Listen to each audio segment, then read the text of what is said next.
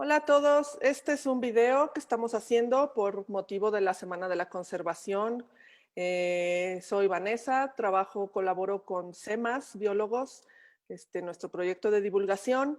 Y con motivo de la Semana de la Conservación, en esta ocasión, tenemos a la médico veterinaria zootecnista Cassandra Gálvez, que nos va a platicar pues un poquito de lo que ella hace, pero también cuál es la importancia de sus estudios para la conservación de la vida silvestre. Entonces, hola Cassandra, preséntate por favor, Claro platícanos que sí, quién eres. claro que sí, Vanessa. Muchas gracias por invitarme y estoy muy feliz de que me den este espacio un poquito para que las nuevas generaciones, ya sean biólogos, veterinarios, ecólogos, pues sepan un poco más de cómo podemos contribuir desde mi background como médico veterinario, bien mencionaste al inicio, y bueno, en todos estos proyectos de conservación que definitivamente son un tema necesario y emergente, ¿no? Pues sí, Mane, yo efectivamente soy médico veterinario zootecnista. Yo estudié en La Paz, Baja California Sur, en la Universidad Autónoma de Baja California Sur. Ahí tuve un poquito el acercamiento directamente con la fauna marina, en este caso a través de algunas materias que cursé. Y bueno, mi tesis de licenciatura, en la cual tú estuviste también ahí incluida, ahí nos conocimos precisamente, fue con lobo marino sudamericano, un poco conocer aspectos de gastropatías, de por qué estaban falleciendo, y bueno, nos dimos cuenta que probablemente se debía a un origen gastroentérico, ¿no? Definitivamente, esta experiencia de trabajar con fauna silvestre en vida libre, pues influyó bastante en mi siguiente paso, que fue precisamente la maestría, ¿no? Aquí en el Centro Interdisciplinario de Ciencias Marinas del Instituto Politécnico Nacional, CICIMAR IPN, tuve la oportunidad de, bueno, iniciar con, explorar un poco también de las causas de mortalidad, pero en este caso de lobo fino de Guadalupe, es un lobo marino, si muchos no lo conocen, yo sé que muchos están más bien un poquito más relacionados con el lobo marino de California, ¿no? Que son los que comúnmente vemos en los zoológicos o los acuarios o en vida libre aquí en México, lo ves normalmente que tienen como un pequeño chipote. Ah, bueno. Aquí en México pues tenemos esa especie, pero también tenemos una muy particular que se llama lobo fino de Guadalupe. Es un lobo marino también, se le llama fino porque pertenece, digamos, a otro grupo donde los lobos se caracterizan por ser más peludos, por eso se les dicen como finos, ¿no? Y bueno, existen más de aproximadamente 9 especies distribuidas a nivel internacional y tenemos la fortuna que aquí en México pues tenemos, y en ninguna otra parte del mundo se reproduce esta especie, más que en Isla Guadalupe, Baja California. Por la NOM 059 está clasificada en peligro de extinción y bueno, básicamente de ahí surgió como la primera pregunta que tuve es ¿por qué se está muriendo? Una pregunta tan básica, ¿no? En muchos estudios y que realmente desconocemos en muchas especies, ¿no? Sabemos a lo mejor o tenemos un estimado de cuántos se están muriendo, pero no sabemos por qué se están muriendo y esa es una pregunta en términos de conservación que va a esta entrevista muy importante, ¿no?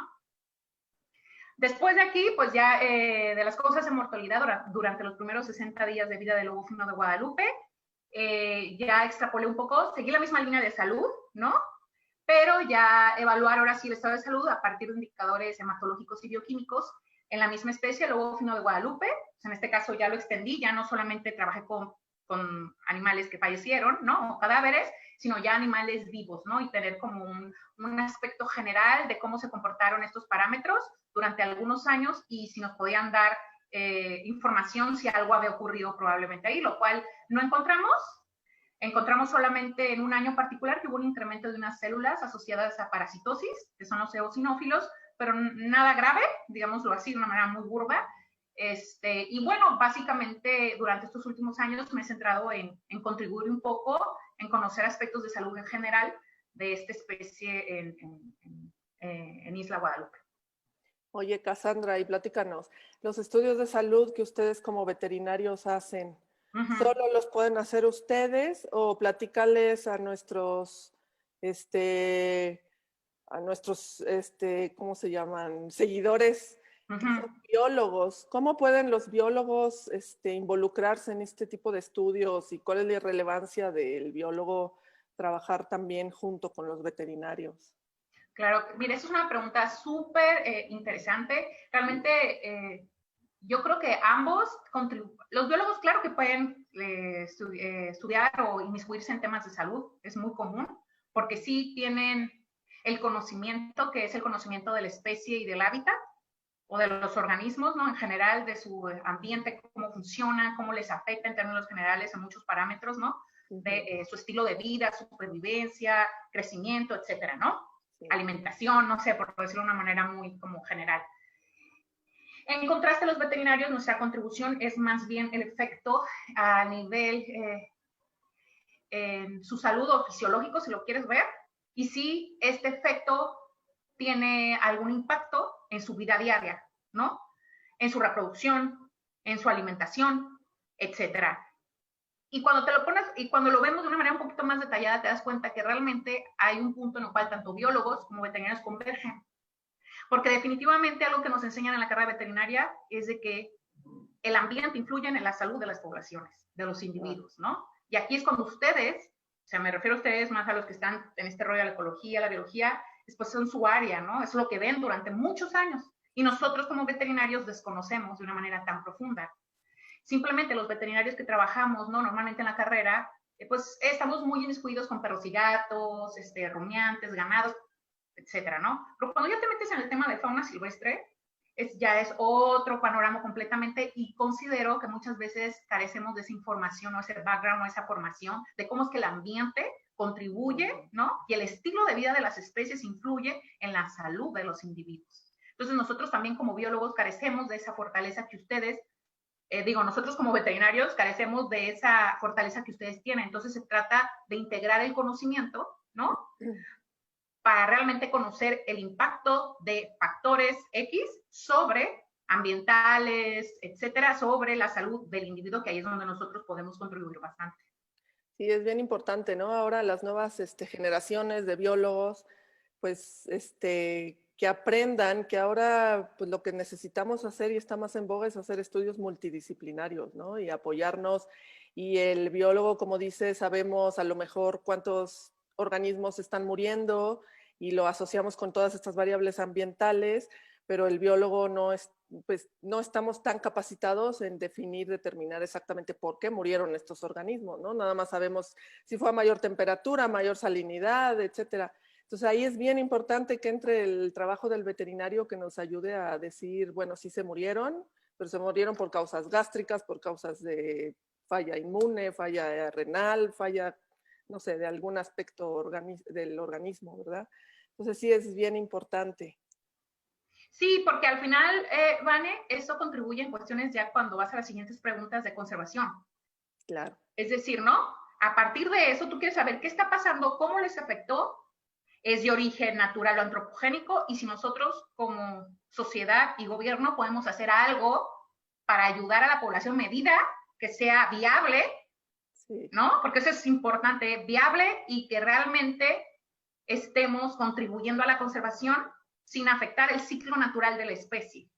Porque lo que es una realidad es que hay organismos que van a morir. Y eso como veterinarios también a veces no lo aceptamos o no estamos como que no lo vemos, que la muerte es un proceso normal en las poblaciones silvestres, que va a haber organismos que sí van a poder, ¿cómo se puede decir? Hacer frente a ciertos factores ambientales, etcétera, y hay otros que no. Entonces, ¿hasta dónde, y viene la pregunta, hasta dónde es normal que mueran y por qué mueren y hasta dónde es anormal? ¿Verdad? Y explicarlo, ¿no? En términos de conservación. Oye, y entonces platícanos un poquito, estos estudios que hacemos de salud y relacionándolo con el ambiente, ¿nos platicas cómo contribuyen en la conservación de estas poblaciones?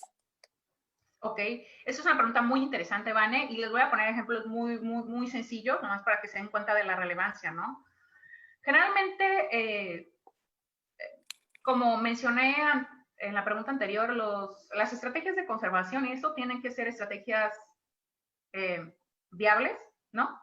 Y que realmente tengan un impacto en la conservación de la fauna, ¿no? ¿Cómo es que los estudios de salud pueden contribuir en esto? Por ejemplo, ¿no? Sabemos que en muchas islas, tanto del Pacífico del Golfo, existe la presencia de especies exóticas invasoras, ratones, gatos, perros, fauna que realmente no debería estar ahí, y que están ahí porque el ser humano llegó en algún punto de su vida y han permanecido ahí. Y tenemos que hay especies que por su historia de vida siempre han existido ahí, ¿no? Que es parte de, son necesarios como áreas de reproducción o alimentación en algunas especies, ¿no?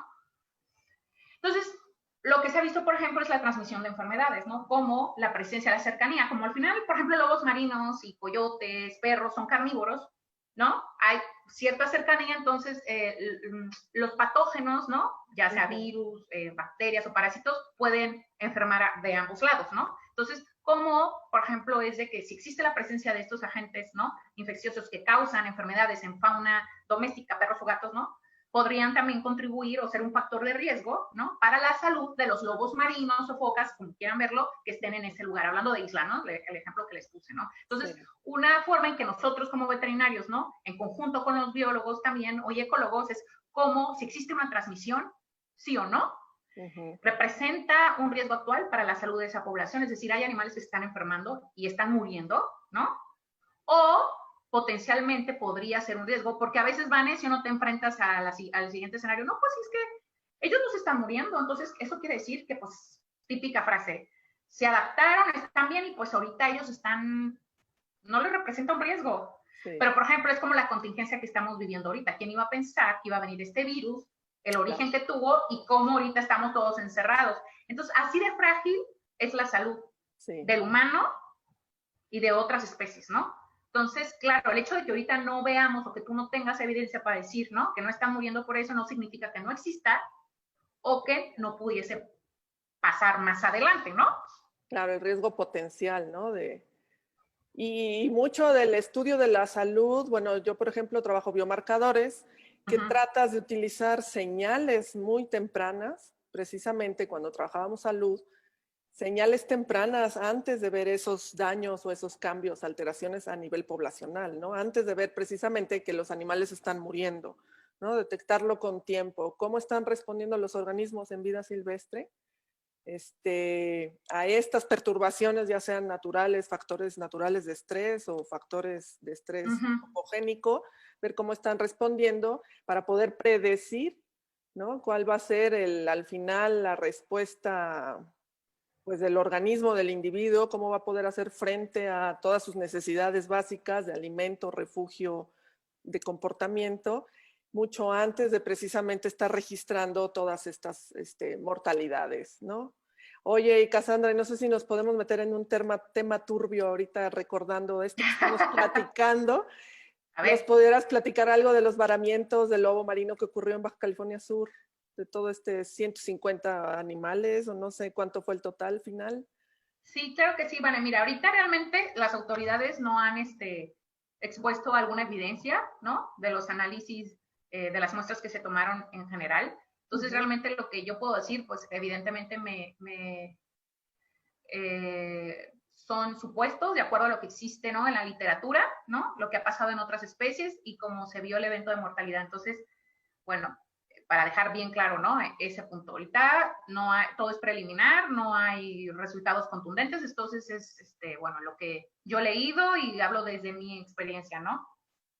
Sí. Pues fíjate que ahorita bueno, más bien se considera que son unos 300 lobos. Entonces, los que han fallecido del lobo marino de California, subadultos y adultos, se sabe muy bien. Es probable que incluso haya más individuos, aquellos cadáveres que no llegaron a ser observados en la costa, a lo largo de, pues pueden ser más, ¿no?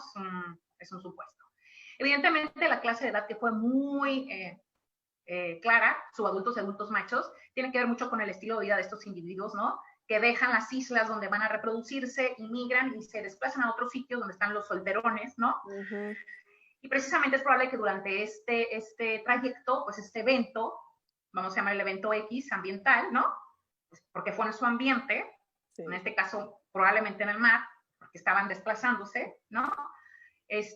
Pues fue de carácter agudo, o sea, fue algo muy rápido. Si se fijan, incluso en los cadáveres, ¿no?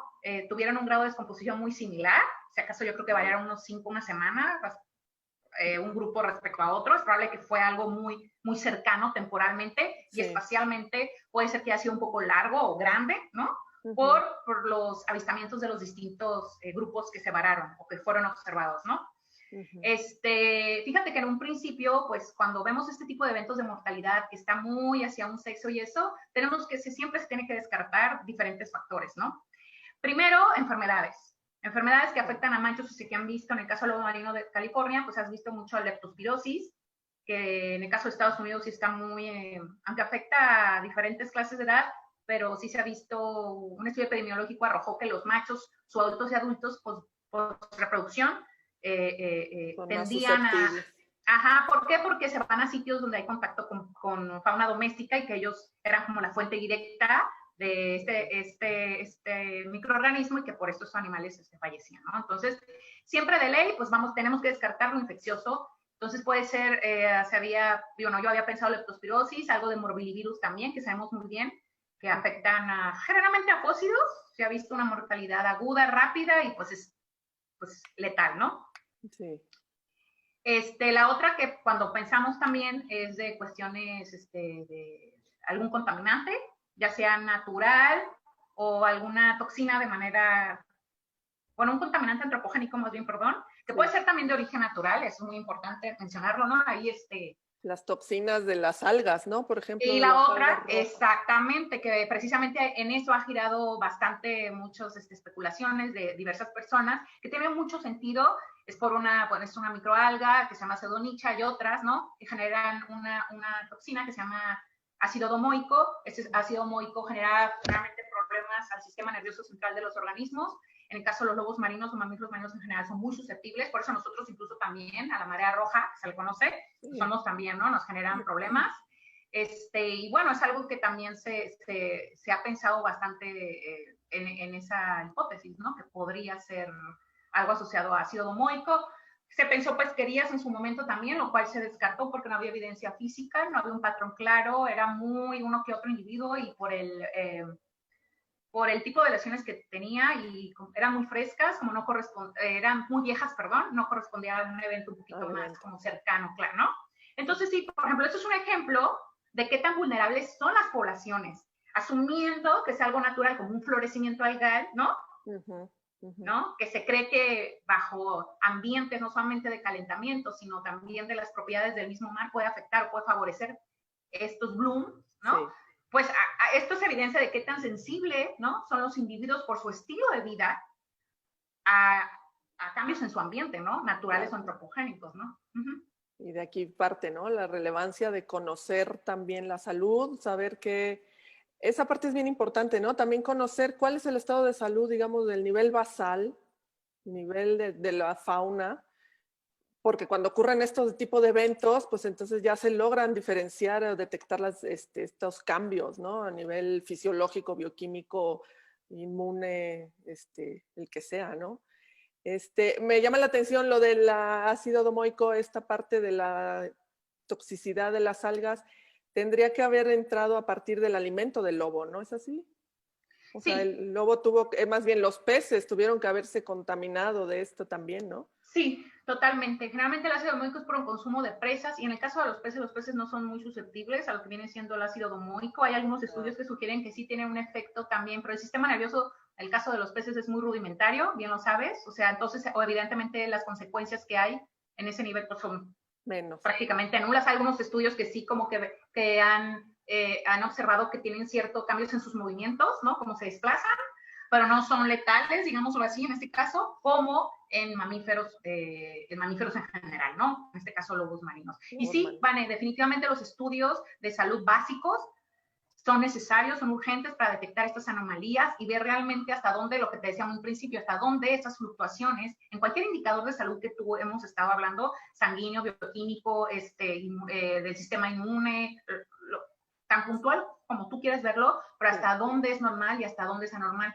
Por eso es importante iniciar con estudios de salud, tanto como biólogos como veterinarios, desde el aspecto del estilo de vida define la salud del individuo e influye en la salud del individuo. No podemos descartar dos cosas. La salud está dentro del individuo, ¿no? Y al final el estilo de vida del individuo, su reproducción, su alimentación, su distribución, todo, su clase de edad, eso también es muy importante, pues influye directamente en su estado de salud. Oye, y en ese sentido de la necesidad de estudios, ¿qué mensaje le darías a nuestros biólogos jóvenes que están estudiando, que están por egresar, que muchos tienen esa inquietud de trabajar cuestiones en vida libre? A lo mejor quieren hacer salud, pero dicen, es que no estudié veterinaria. ¿Qué mensaje les darías, qué consejo les darías a todos esos chavos? Bueno, yo soy un ejemplo, yo soy veterinaria, pero desconocía todo de biología y ecología de las especies, ¿no? Entonces, más bien es acercarte con gente que sepa. Entonces, ellos como estudiantes, ¿no? Se pueden acercar con veterinarios que trabajan en fauna silvestre, porque los hay en diferentes universidades como la UNAM, por ejemplo, ¿no? Es un semillero muy importante. Ahí hay también investigadores, médicos veterinarios que trabajan con cuestiones de salud, y ellos como biólogos aportan bastante a los estudios de salud con los veterinarios porque ven ese aspecto de ambiente, ¿no? Y los veterinarios les enseñan a los alumnos, ¿no? Ese aspecto de salud, de las consecuencias en el organismo, tal cual, ¿no? La patología. Entonces, ajá. O incluso hay investigadores como tú, Ani, como otros, que ya llevan años, ¿no? Que se siguen, digamos, actualizando en temas de salud, pero que lo combinan también con la biología y la ecología de la especie. Entonces, es que simplemente se pongan mi consejo es que primero sepan qué es lo que quieren, ¿no? Si ya saben que quieren saber de salud de tortugas, pues empiecen a buscar, publicar, a partir de artículos que autores mexicanos, si les interesa estar aquí en México, son los que publican normalmente ese tipo de trabajos, ¿no? Y no perder el miedo de escribirles a los investigadores, de preguntarles, etcétera, etcétera, y que se acerquen a gente que sepa, porque mucha gente